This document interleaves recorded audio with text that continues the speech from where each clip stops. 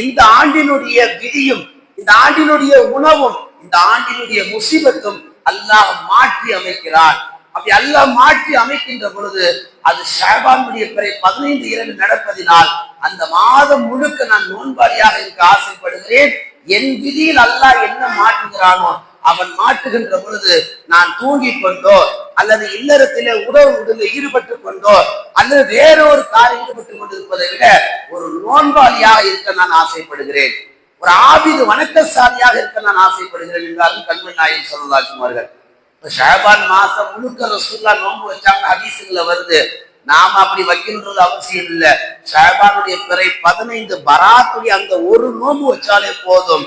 இந்த ஆண்டு முழுக்க நோன்பு நோட்ட நன்மைகளும், இந்த ஆண்டு முழுக்க நமக்கான பாதுகாப்பும் பரக்கத்தும் ரஹமத்தும் அல்லாஹ் கொட்டி தருவதாக இந்த ஹதீஸின் வழியாக பெருமானார் குறிப்பிடுகிறார்கள்.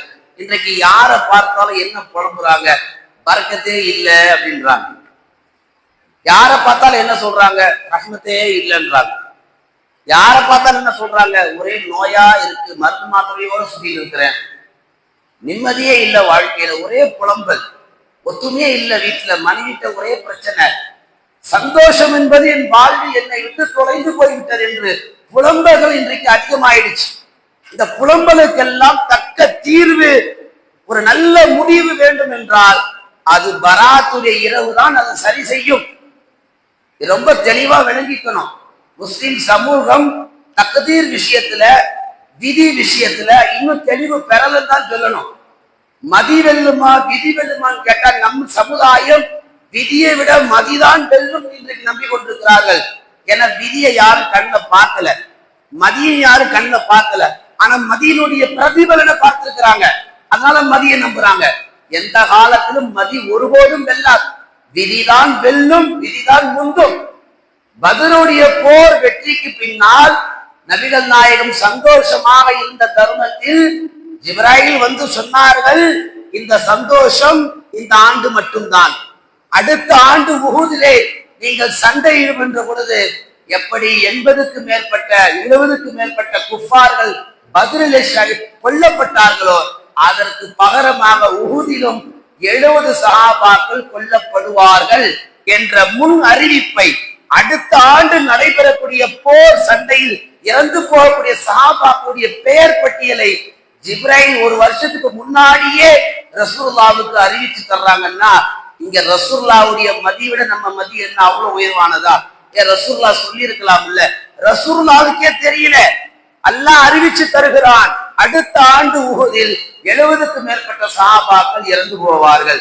அப்படியே உஹுது போர்க்களத்துல 70 பேர் ஷஹீதானார்.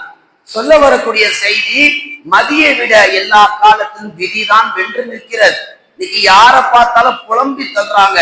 இந்த புலம்பலுக்கெல்லாம் ஒரு முற்றுப்புள்ளி வைக்க வேண்டும் என்றால் ஷாபானுடைய பிறை 15ஆம் பராத்துடைய நாளை யார் யார் எந்தெந்த மஹல்லாக்களிலே வசிக்கிறோமோ அந்த பள்ளிவாசலில் மக்ரிபிலிருந்து ஃபஜ்ர் வரைக்கும் நீங்கள் அல்லாஹ்வுக்காக தியாகம் செய்து ஓதப்படக்கூடிய யாசீன் மஜ்லிஸ்களிலே கலந்து கொள்ள வேண்டும், பயான் மஜ்லிஸ்களிலே கலந்து கொள்ள வேண்டும். இரவு முழுக்க அமலுக்கு ஏற்பாடு செய்தால் அந்த அமலிலும் நீங்கள் கலந்து கொள்ள வேண்டும். சகருடைய நேரத்தில் சகர் ஏற்பாடு செய்தால் அதற்காக நோன்பும் நீங்கள் பிடிக்க வேண்டும்.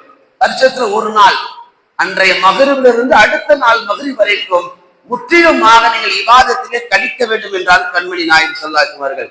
இப்படி பராத்தில் சொல்லப்பட்ட மேற்கோள் காணப்பட்ட இந்த நிலைகள் எல்லாம் இன்றைக்கு இந்த சமூகத்திலே உருவாயிடுச்சு.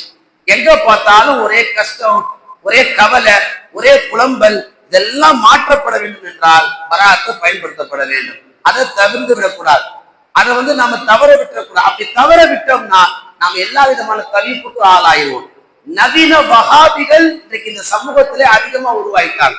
நவீன வஹாபிகள் அல்லாஹ்வுடைய பாதையில இருப்போம் என்று மாறு கட்டுவார்கள், தரிகா மஜ்லிஸ் நடத்துவார்கள், தங்களை ஆன்மீகவாதிகள் என்று சொல்வார்கள், தௌஹீத்வாதிகள் என்று சொல்வார்கள். என்ன வேணாலும் நீ சொல்லிக்கோ, அல்லாஹ்வுடைய பார்வையில நீ ஒரு முஸ்லிம். இரண்டாவது, தன்னை மாறுதட்டி கொள்ளக்கூடிய எந்த அமைப்பாக இருந்தாலும் பராத்துன்னு வரும்போது இரண்டாவது அவங்க சொல்ற வார்த்தை அது பிதாத்துன்னுவாங்க. நீ எடுத்தாந்து காட்டுன்ற ஹதீஸ் எந்த கிதாபுல இருந்தாலும் நிஷ்பு சாபான் பிறை 15 நபி என்ன செய்யவில்லை, அந்த நாளை கண்ணியப்படுத்தல் என்ற ஹதீஸை கொண்டு வா. எந்த சமூகமும் முஸ்லிம் சமூகம் அது அமல் செய்யாது. ஹதீஸ் இருந்தா தானே கொண்டு வர. பெரிய பெரிய சஹாபாக்கள், உமர், அபூபக்கர் போன்ற பெரிய பெரிய சஹாபாக்கள் கிதாபுகளிலே பார்க்க முடிகிறது. நிஸ்ஃபு ஷஅபான் 15ஆம் இரவில் எப்படி துஆ கேட்பார்கள் தெரியுமா? யா அல்லாஹ், என்னை